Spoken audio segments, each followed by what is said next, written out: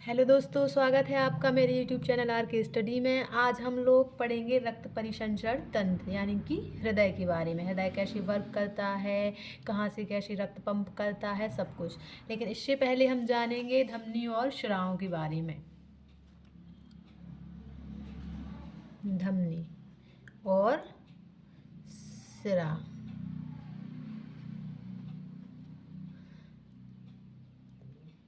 धमनी जो है यह होती हैं मोटी और शिराएं कैसी होती हैं, पतली होती हैं। धमनियों में हमेशा शुद्ध रक्त बहता है। कैसा रक्त बहता है? शुद्ध रक्त। अगर शिराओं की बात करें तो शिराओं में हमेशा अशुद्ध रक्त बहता है। कैसा रक्त बहता है? अशुद्ध रक्त।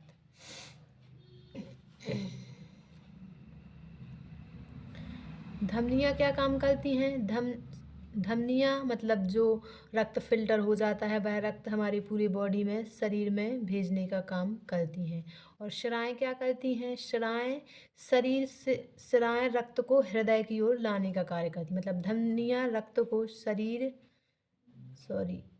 हृदय से शरीर की ओर ले जाने का कार्य करती हैं और शिराएँ रक्त को शरीर से हृदय की ओर लाने का कार्य करती हैं।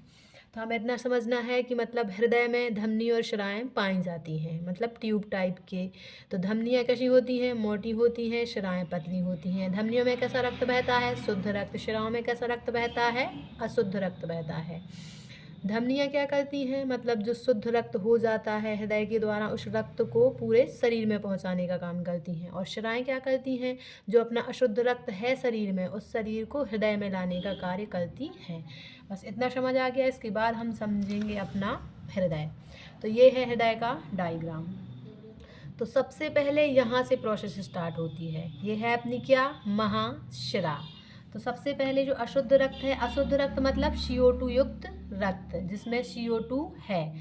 अशुद्ध रक्त आता है कहाँ से? हमारी बॉडी से। और कहाँ से आता है? महाशिरा से होते हुए हमारे आता है दाएं आलिंद में, मतलब कि हृदय के दाएं वाले पार्ट में आता है। तो ऊपर वाला हिस्सा आलिंद है, नीचे वाला निलय है। ये है दायां आलिंद, ये दायां निलय, ये है अपना वायां आलिंद, वायां निलय।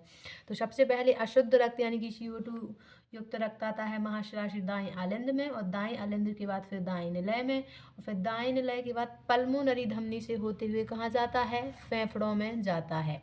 अब देखो, हमें पता है शिराओं में कैसा रक्त बहता है? अशुद्ध रक्त। तो महाशिरा से होते हुए कौन सा रक्त आया? अशुद्ध रक्त आया। दाएं आलिंद में आया, दाएं निलय में आया, और उसके बाद यह अशुद्ध रक्त किसमें चला गया? धमनी में। लेकिन धमनियों में तो हमें पता है कि कौन सा रक्त बहता है? शुद्ध रक्त। लेकिन पल्मोनरी धमनी इस बात का क्या है? अपवाद है। धमनियों में वैसे तो शुद्ध रक्त बहता है, लेकिन पल्मोनरी धमनी में कैसा रक्त बहता है? अशुद्ध रक्त।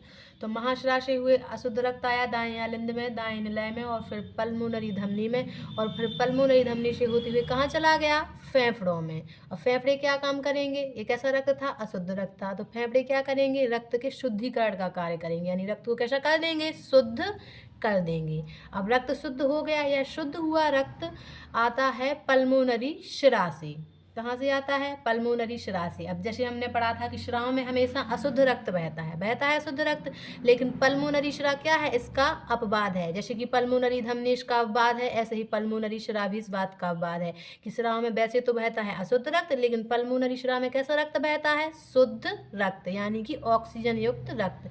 तो जो फेफड़ों ने जो रक्त को फिल्टर किया, रक्त का शुद्धिकरण किया, वह शुद्ध हुआ रक्त पल्मोनरी शिरा से होते हुए हमारे फिर से हृदय में आता है। हृदय के कौन से हिस्से में आता है? सबसे पहले बाएं आलिंद में, बाएं आलिंद के बाद बाएं निलय में, और फिर बाएं निलय के बाद फिर महाधमनी से होते हुए कहाँ जाता है? हमारी पूरी बॉडी में रक्त चला जाता है, और फिर हमारी पूरी बॉडी में रक्त पहुंच जाता है। रक्त का संचार हमारी पूरी बॉडी में हो जाता है। तो हमारा हृदय इसी तरीके से वर्क करता है।